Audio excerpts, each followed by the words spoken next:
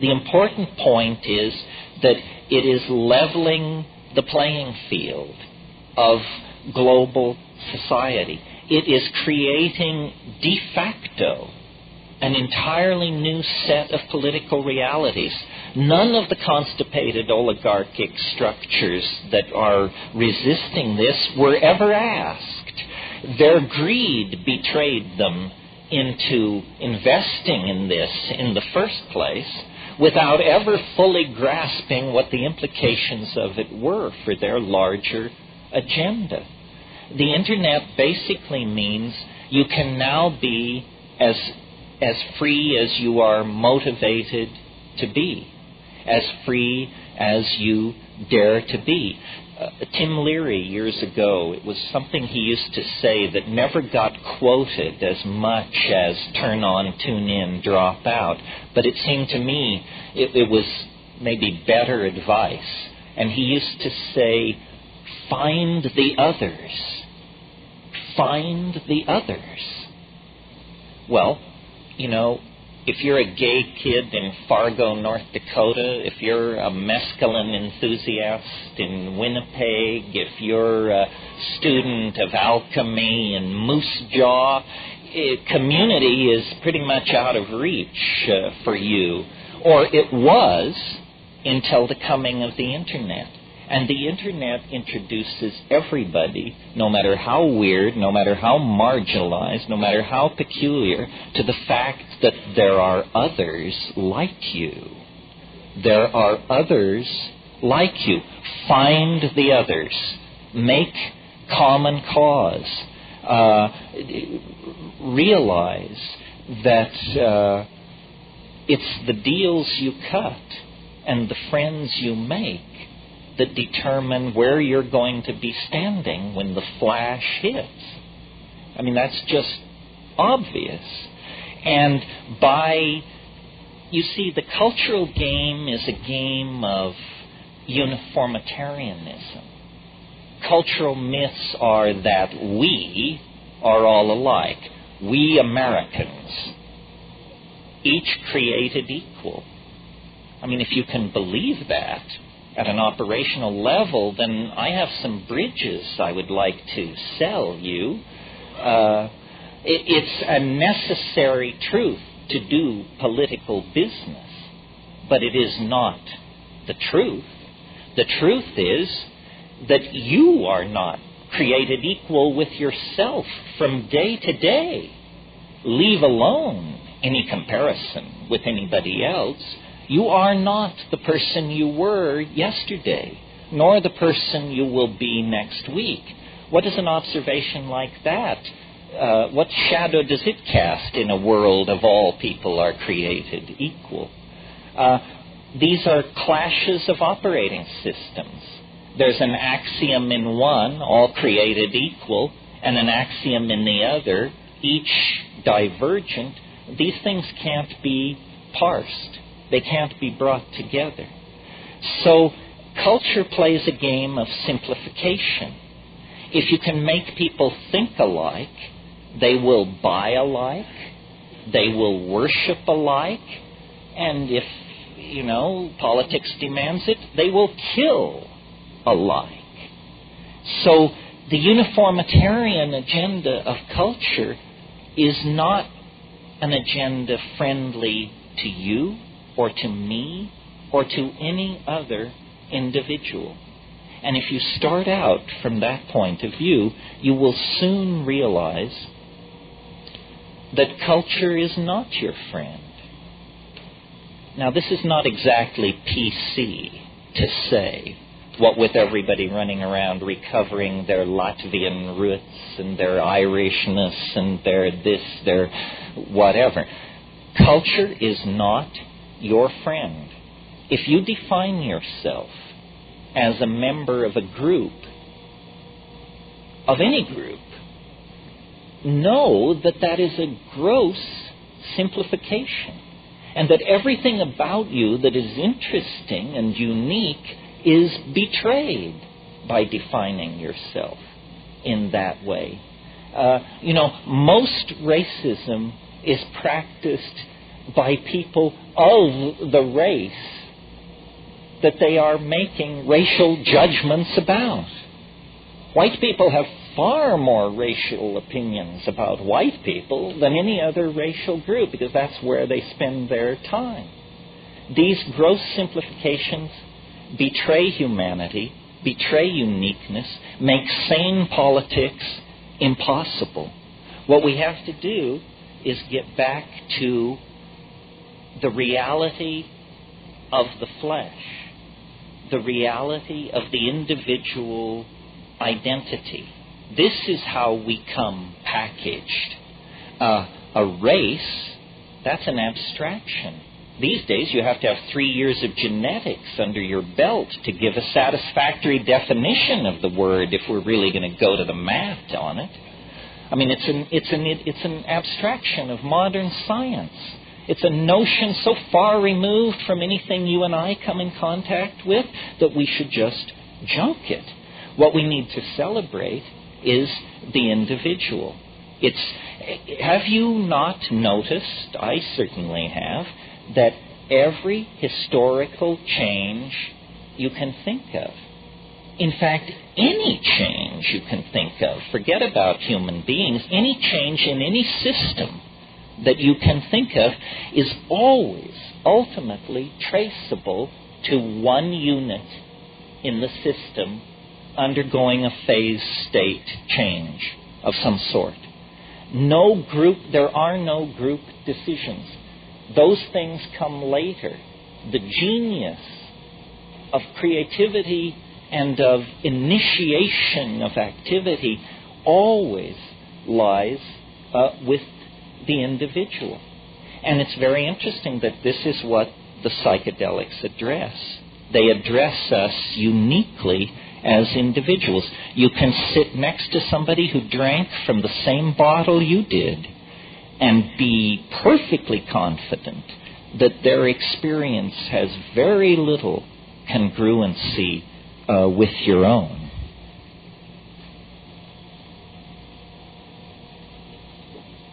Well, so then if we let the scales of cultural values fall from our eyes and try not to look at the world through the eyes of science or democracy or capitalism or Christianity, what is there beyond ideology? What are the facts of the matter? As I see it, the most visible facts on the surface of things, on the surface of being, I see the law of increasing complexity. Things have gotten more complicated through time. I have never met anyone who could successfully argue against this. That doesn't mean it's true, but it means that it may be, as Wittgenstein used to say, true enough. True enough. That as you approach the present moment, in the only area of the universe which we have accurate data about, which is this planet, things become more complicated. 1,000,000 years ago, there were no human civilizations. 1,000 years ago, there were no machines to speak of. 100 years ago, there was no communication infrastructure to speak of. 10 years ago, there was no internet. 18 months ago, there was no Java. Things are complexifying, intensifying, moving together. This is the universal drama that is reaching culmination in our lifetimes. Because, and I offer this, don't believe me for God's sake, don't believe anybody, just take this stuff in and then measure it against your own experience. The second extracultural fact that I've been able to discern, the first being things get more complicated as you approach the present, and the second being that process of complexification is occurring faster and faster. The early universe was very slow moving. It took a long time for things to cool down and life to begin its agonizing march out of the slime into animal form, meeting extinction and catastrophe and setback after setback, but always picking itself up literally out of the mud and moving forward. Well, as life left the ocean, the pace of evolution quickened. As life radiated across the land, the number of phyla multiplied, the number of species multiplied. Finally, 1 million years ago, pick a number, 1.5 million years ago, the higher primates begin to use tools. Fire enters the picture. And just as an aside, isn't it interesting how long people used tools and fire before spoken language enters the picture? I mean, we possess tools 1 million years old, human tools. Language 35,000 years old. When I was in South Africa last year, I was in this place that reminded me of like the Four Corners area around Moab, Utah. It was like nothing like I had expected South Africa to be. And when I wasn't teaching, I would wander the dry arroyos and hunt for human tools. And there was an archaeologist staying in the bar, or in the hotel there, and we would drink in the evening in the bar, and I would lay my day's find out on the bar, and he would sort it into piles. And he'd say, nothing in this pile is less than 165,000 years old. Everything in this pile is from human tools we're talking about. Now I've lost my thread because I was so thrilled with my sidebar. I think I can get it back. Ah, yeah, here it is. Here it is. And they say potheads can't think. Here it is. The second obvious fact which haunts the post-cultural viewpoint is this acceleration of change. And I've sort of built my career on this because I'm a rationalist, but I feel the emotional power of this thing. We are caught in a basin of attraction, to use a mathematical term. In other words, we are under the influence of something which is pulling us into the future, or into novelty, if you want to put it that way, at a faster and faster rate. So problems which are presented in the following terms: if we don't do something, in 500 years we will run out of this, that, or the other. Or if we don't do something, in 1,000 years this or that will happen. These are meaningless statistics because the acceleration into novelty is rewriting the rules now every 18 months. We are descending now into a well of novelty such that more change is now occurring in a single human lifetime than occurred in the previous 10,000 years of human history. We are approaching at a faster and faster rate something unthinkable, something which is sculpting us in its image, something which shamans have always known was there, though they may not have used the metaphor of ahead of us in time. That's a Western download of where it is, because you could just as well say it's in heaven, or behind us in time, or everywhere, or nowhere. The point is, we're about to arrive in its presence, and it is shaping us to prepare us for the arrival. It is making us more and more in its image. This is not a new process. This began a long, long time ago, but it's now reaching its culmination. And I said a few minutes ago, the Internet is light at the end of the tunnel. The Internet is the beginning of a nervous system that is knitting not only all human beings, but all life together, all information together. Because, there already is an internet. It's called the Integrated Ecosystem of Planet 3.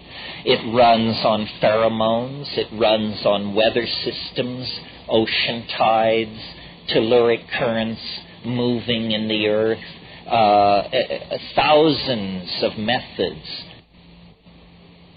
Give it that way because our cultural tradition is one of reductionism. Tear things apart, break them into their subordinate units, break those into still smaller units. Well, when you have a theory of reality like that, what you end up with is all the pieces spread out and no car and nowhere to go. But nature has always operated as an integrated system of communication. And the internet is, in a sense, nothing more than a human aping of a natural system already in place. If we could do it through pheromones, light, mycelium, and electromagnetic pulses through the earth, we wouldn't be stringing copper and cable and fiber optic. Those things are simply historical artifacts of the moment. What lies ahead on the internet, what lies ahead, I think, for us, and this is the last point I really want to make, and then we can talk about all this, is, I have been a true resistor of the alien penetration of human civilization because I just saw no evidence for it. But the chant that they are coming has now grown so loud that I feel like one sort of has to ask oneself, well, short of just 100% skepticism, what the hell is going on with this alien hype? And I think that the problem is one of modeling and intelligence. There is an alien. We are in the cultural process of meeting this alien, but they do not come in 1,000-ton beryllium ships from Zeneb Ganubi to trade high technology for human fetal tissue.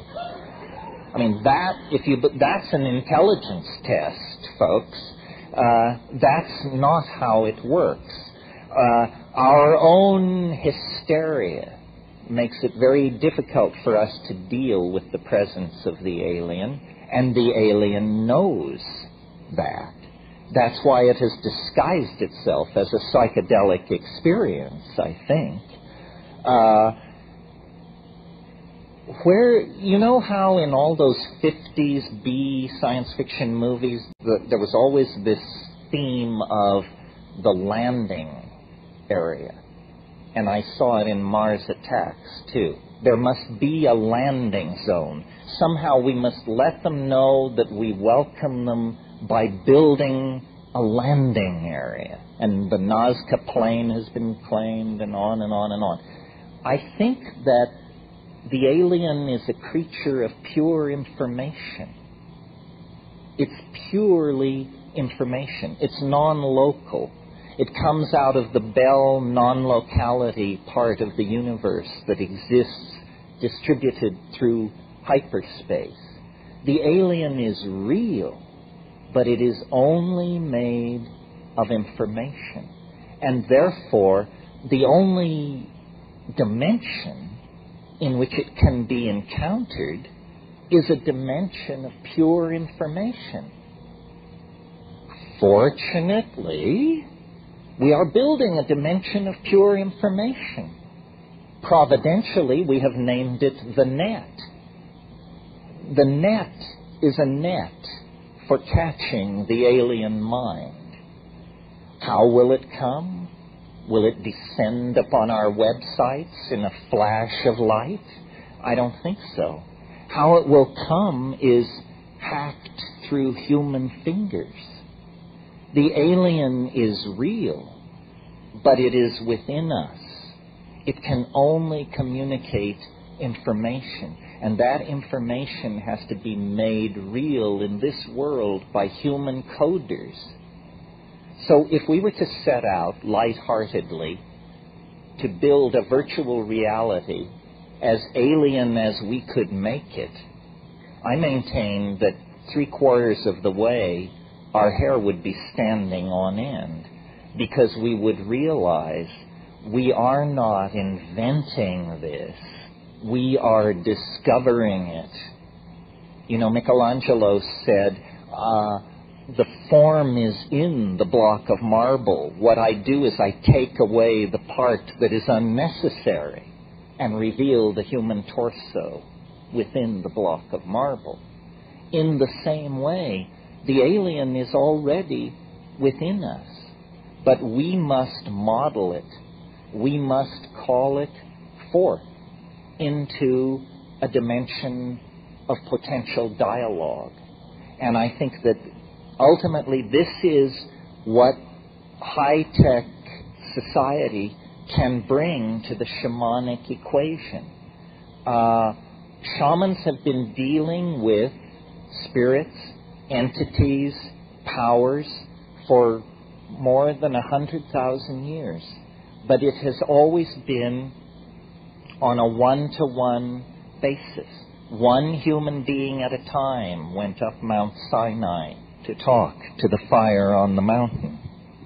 But with virtual reality, we have a technology that allows us to show each other our dreams and, yes, our hallucinations. And as we begin to show each other the contents of our own heads, and as we begin to explore the alien Niagaras of beauty that pour through your consciousness under the influence of some of these substances, we are going to discover that we are not what we thought we were. The monkey flesh is penetrated by something,